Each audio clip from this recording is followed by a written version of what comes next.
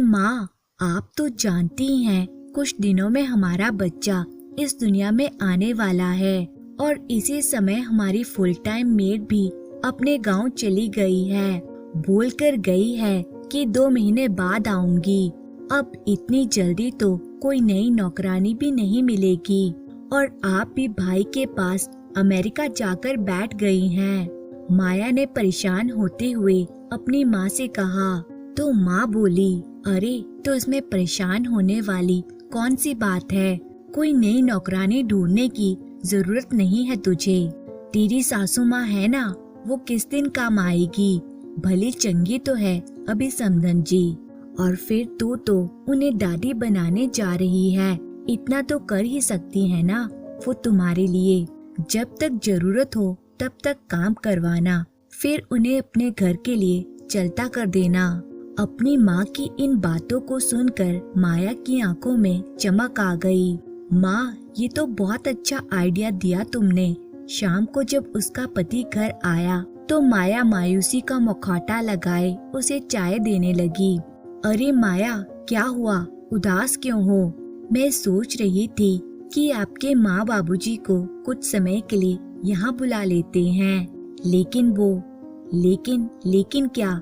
लेकिन पिछली बार जो हुआ था उसकी वजह से कहीं सासू माँ नाराज तो नहीं? अरे नहीं, मैं अपने माँ बाबूजी को अच्छे से जानता हूँ। हमारे बुलाते ही दौड़े चले आएंगे दोनों। अजी सुनते हो, आज रवि का फोन आया था, सविता जी ने चहकते हुए कहा।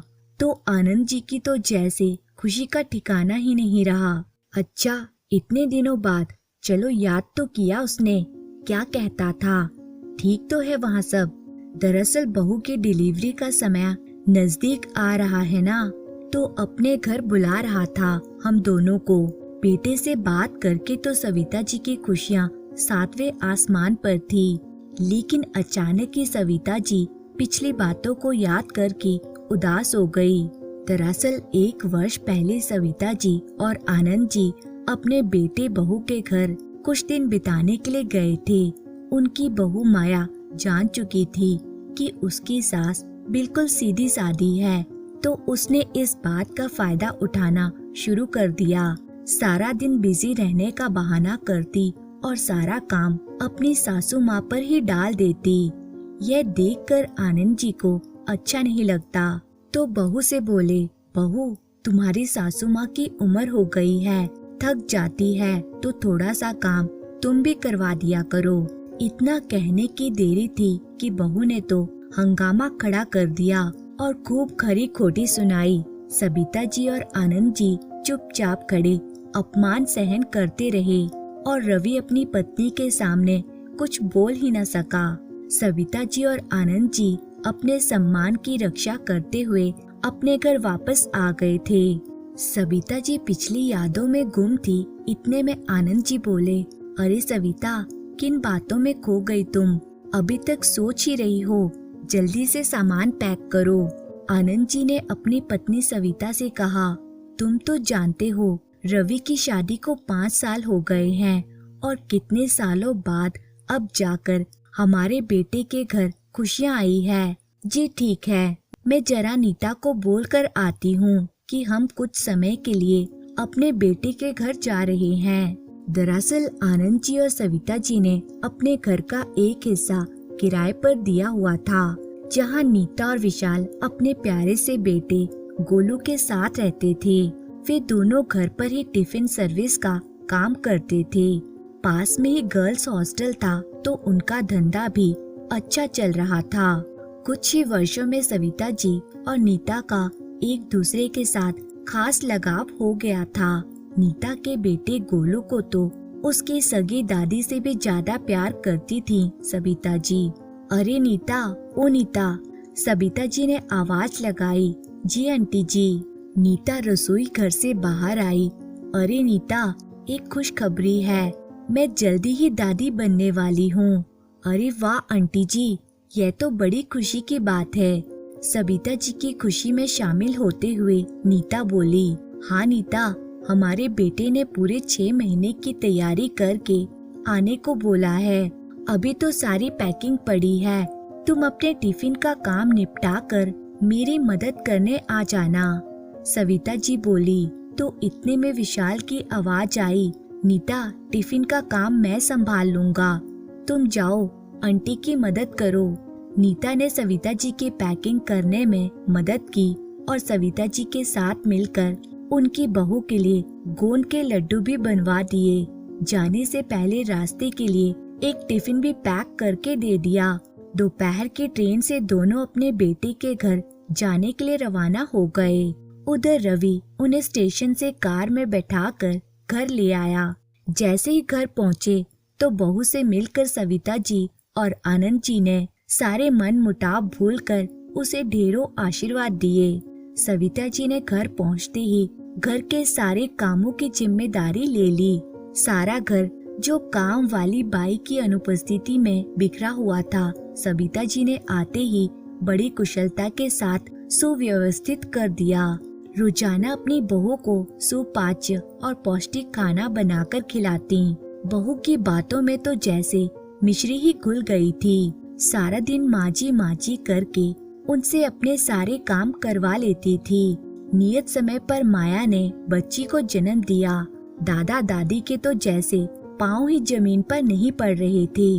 अजी, यह तो बिल्कुल मुझ पर गई है। सविता जी पोती को देखते ही बोली, जी नहीं, मेरी पोती के नैन नक्श तो बिल्कुल मेरे जैसे हैं। अरे, इसने तो मुझे गीला कर दिया। आनंद जी बच्ची को सविता जी को देते हुए बोले। सभी लोग ठहाके लगाकर हंस दिए। बच्ची होने के बाद सविता जी ने बहू की खूब सेवा की। बच्ची का ख्याल रखती, रसोई घर का सारा काम करती और बहू के लिए अलग से खाना बनाती। सविता जी की उम्र हो चुकी थी, लेकिन फिर भी बहू को कोई तकलीफ ना हो यह सोचकर भी सारा दिन अपनी बहू और बच्ची की सेवा में हाजिर रहती।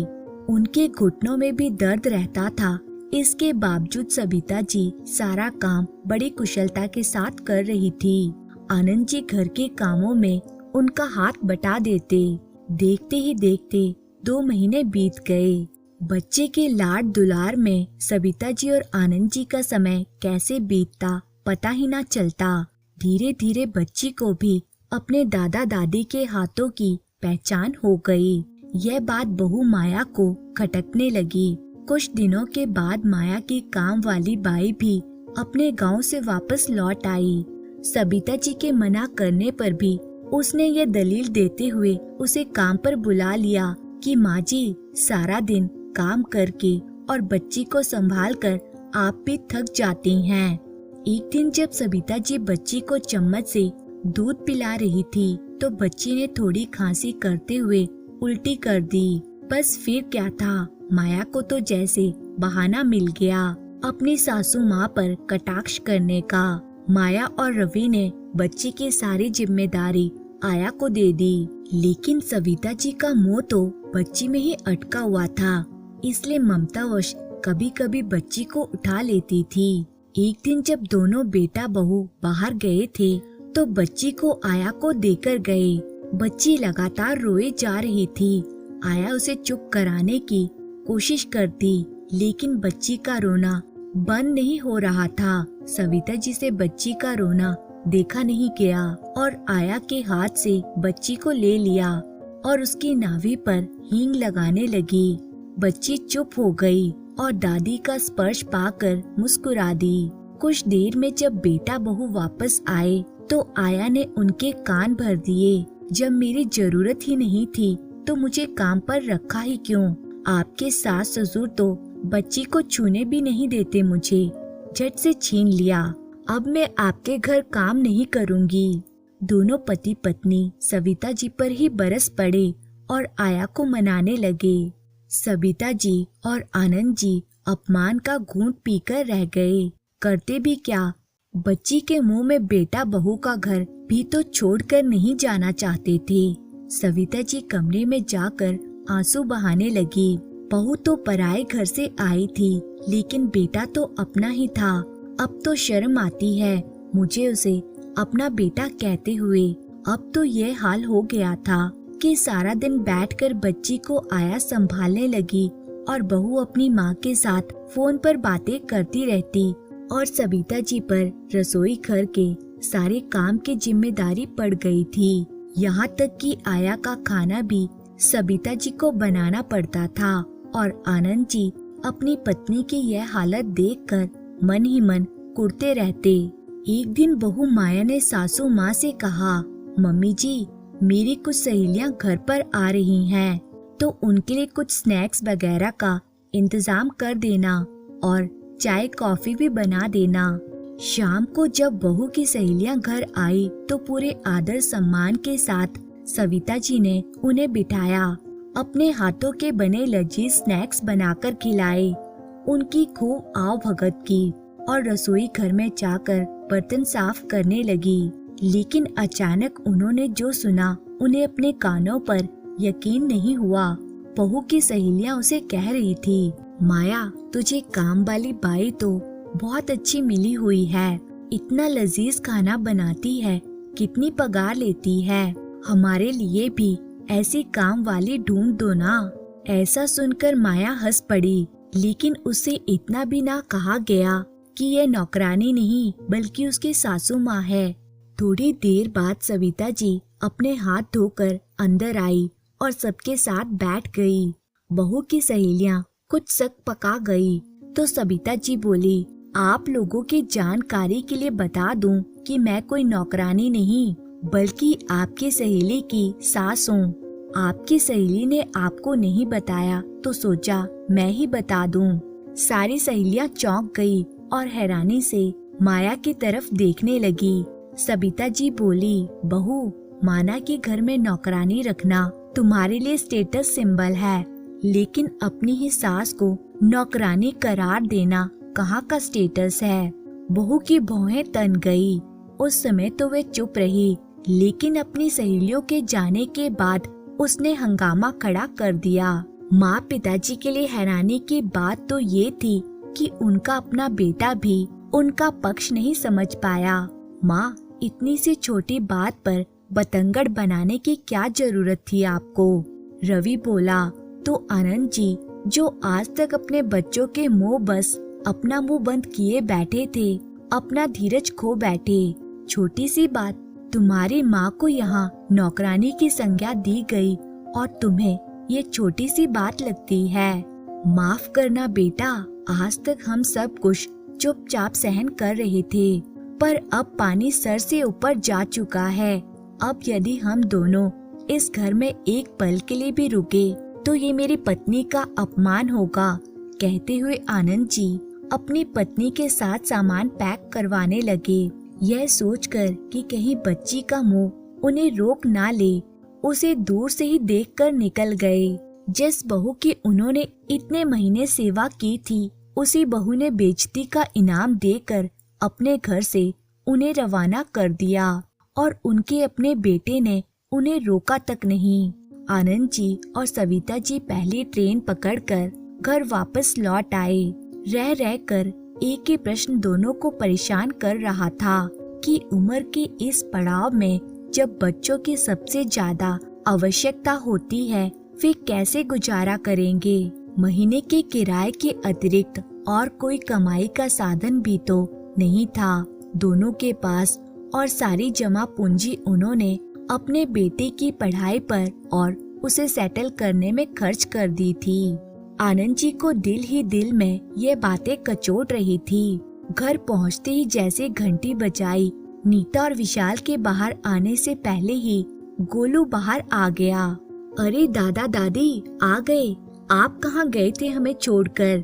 नीता ने दरवाजा खोला तो उन दोनों ने गोलू को अपने आलिंगन में ले लिया। उधर नीता के चेहरे पर उन्हें देखकर खुशी और हैरानी के मिश्रित भाव थे। वो समझ नहीं पा रही थी कि अंकल आंटी तो 6 महीने का कहकर गए थे, फिर इतनी जल्दी वापस कैसे आ गए, वे भी सारा सामान लेकर। लेकिन जल्दी ही उनके चेहरे के भाव देखकर वे सारा मामला समझ गई। अंकल आंटी, हाथ मुंह धोकर फ्रेश हो जाइए, मैं आपके लिए चाय नाश्ता बनाकर ले आती हूँ। तो सभी की आंखें नम हो गई।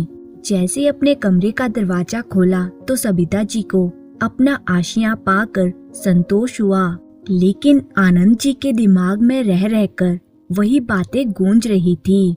जैसे अपने कमरे में कदम रखने लगे, उन्हें अचानक दिल में दर्द शुरू हुआ। इससे पहले सबिता जी उन्हें संभालती, वे निढाल होकर गिर चुके थे। सविता जी की आवाज सुनकर नीता और विशाल आ गए, लेकिन तब तक आनंद जी निष्प्राण हो चुके थे। सबिता जी पर तो जैसे दुखों का पहाड़ टूट पड़ा। नीता और विशाल ने उन्हें जैसे तैसे संभाला। बहू बेटे को खबर दी तो दोनों अंतिम संस्कार की लोकाचारी निभाकर चले गए। अपनी माँ का हाल चाल जानने तक की उन दोनों से जहमत नहीं उठाई गई, लेकिन किराएदारों ने उन्हें हर कदम पर सहारा दिया। धीरे धीरे समय बीतने लगा और सबिता जी की हालत भी अब कुछ सामान्य होने लगी। एक दिन नीता और विशाल का बेटा गोलू कुछ बीमार पड़ गया तो उसे दिन भर हॉस्पिटल में एडमिट रखना पड़ा। सबिता जी को तो वैसे भी खाना बनाने का शौक था, तो नीता की अनुपस्थिति में सबिता जी ने टिफिन का सारा काम संभाल लिया। सब ग्राहकों को उनका खाना बहुत पसंद आया और हॉस्टल की लड़कियां तो उनके खाने की दीवानी ही हो गई। उस समय सबिता जी को अचानक पता चला कि उनके किराएदार विशाल और नीता ने अब अपना मकान खरीद लिया है और वहीं पर वे दोनों अपना रेस्टोरेंट खोलने वाले हैं। दरअसल उन्होंने यह मकान 2 महीने पहले ही खरीदा था, लेकिन अंकल के जाने के बाद वो आंटी को अकेला नहीं छोड़ना चाहते थे। इसलिए आंटी को संभालने के लिए उन्होंने अपना गृह प्रवेश कुछ समय के लिए टाल दिया था। यह बात जानकर सविता जी भाव विभोर हो गई। फिर अपने आप को संभालते हुए नीता के पास गई और उसे बधाई देते हुए गले से लगा लिया। बेटा, मेरा इतना भी ख्याल मत रखो कि मैं तुम लोगों को जाने ही ना दूं। सबिता जी ने नीता को आश्वासन दिया कि वे बिल्कुल ठीक हैं और सारी तैयारियां करवा कर उन्हें भारी मन से विदा कर दिया। लेकिन अब सबिता जी बिल्कुल अकेली हो गई थी और साथ ही किराए से होने वाली आय भी अब बंद हो गई थी। इस उम्र में अपना गुजारा कैसे करूंगी? जिस बेटे पर सारी जमा पूंजी खर्च कर दी, उसी ने मुझे बुढ़ापे में, कहते हुए उनके गालों पर आंसू ढुलक आए। आगे की जिंदगी कैसे कटेगी सोचकर ही उनका दिल बैठा जा रहा था।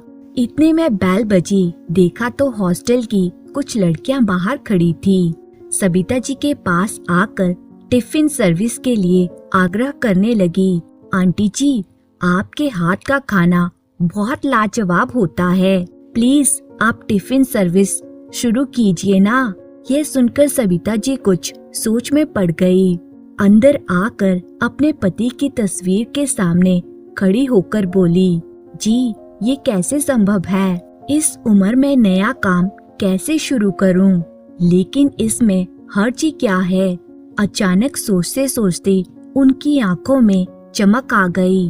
मन ही मन उन्होंने अपने जीवन को नई दिशा देने का निर्णय ले लिया।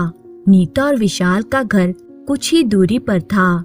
नीता को फोन करके उन्होंने अपने घर मिलने के लिए बुलाया और टिफिन सर्विस शुरू करने के काम के लिए उसकी मदद मांगी। 2 ही दिन में नीता की मदद से सबिता जी ने अपना काम शुरू कर दिया और अपनी मदद के लिए 2 लड़कियां भी रख ली, जो सारा दिन भाग दौड़ का काम संभालती थी। कुछ ही दिनों में उन्हें अच्छी कमाई होने लगी। कुछ हॉस्टल की लड़कियों को सविता जी से इतना लगाव हो गया कि उनके घर किराए पर रहने लगी। अब सविता जी का अकेलापन बिल्कुल दूर हो गया था। एक दिन कुछ लड़कियों ने सविता जी के खाने की तारीफ करते हुए उनकी वीडियो बनाकर सोशल मीडिया पर डाल दी। देखते ही देखते वीडियो तो जैसे आग की तरह फैल गई और सबिता जी के बनाए खाने की चर्चा दूर दूर तक होने लगी। अब तो उनका काम और भी बढ़ गया। उधर उनकी बहू ने जब वीडियो देखी तो उसकी हालत ऐसी हो गई जैसे काटो तो खून नहीं। तुरंत रवि को दिखाते हुए बोली, देखो, तुम्हारी माँ के खाने की चर्चा पूरे देश में हो रही है। कितना कमाती होंगी ना। बाप रे बाप, तुम्हारी नौकरी से तो हमारे घर का गुजारा ही बड़ी मुश्किल से चलता है। अपनी माँ से ही कुछ मदद मांग लो। उनका काम इतना अच्छा चल रहा है तो क्यों ना हम उन्हीं के पास जाकर रहें। और वैसे भी तुम्हारे पिताजी अब नहीं रहे तो माँ को भी अकेलापन लगता होगा ना। ये सब देखकर रवि की हैरानी का तो ठिकाना ना रहा। पत्नी का कहना मानकर रवि ने अपनी माँ के पास जाने की योजना बनाई। अगले ही दिन दोनों अपनी बेटी के साथ सबिता जी के घर पहुँच गए। वहाँ का दृश्य देखकर बहू की आंखें फटी की फटी रह गईं। वहाँ तो जैसे मेला सा लगा हुआ था। चारों तरफ बहुत चहल पहल थी। मीडिया वाले माँ जी का इंटरव्यू ले रहे थे। यह देखकर दोनों पति पत्नी थोड़ी देर के लिए अलग से खड़े हो गए। अपने आप को आज वे अपने ही घर में उपेक्षित सा महसूस कर रहे थे। सबिता जी ने उन्हें बहुत पहले ही देख लिया था, लेकिन फिर भी उन्हें नजरअंदाज करके अपने काम में लगी रही। भीड़ थोड़ी कम होने पर बहू बेटा दोनों सबिता जी के पास जाकर उनके चरणों में गिर गए। सबिता जी ने चेहरे पर कोई भाव ना दिखाते हुए उन्हें आशीर्वाद दिया। अपनी पोती को इतने दिनों बाद देखकर प्यार किया और फिर अपने काम में लग गई। इतने में रवि ने पीछे से आवाज लगाई, माँ हमें माफ कर दो, हमसे बहुत बड़ी भूल हो गई। आज से हम आपके पास ही रहना चाहते हैं। सबिता जी ने उन्हें तिरछी निगाहों से देखते हुए कहा, अच्छा, लेकिन मैं तुम्हारे साथ नहीं रहना चाहती। इस बुढ़ापे में मैं इज्जत के साथ रहना चाहती हूँ, किसी के घर की काम वाली बाई बनकर नहीं। अब यह सब लोग ही मेरा परिवार है। लेकिन माँ, इस घर पर हमारा भी कुछ हक है। बहू माया ने कहा, हक तो तुम लोगों का उसी दिन खत्म हो गया था जिस दिन मैं और तुम्हारे बाबूजी तुम्हारे घर से बेइज्जत होकर निकले थे। दूर से आए हो, भूख लगी होगी, कुछ खा कर जाना। रास्ते के लिए भी तुम्हारे लिए टिफिन पैक करवा देती हूँ। कहते हुए सबिता जी अपने काम में मस्त हो गई। आज उनके चेहरे पर संतुष्टि के भाव और गर्व भरी मुस्कान थी। दोस्तों, कहानी अगर आपको अच्छी लगी है तो इसे लाइक करें। Thank you so much for watching this video.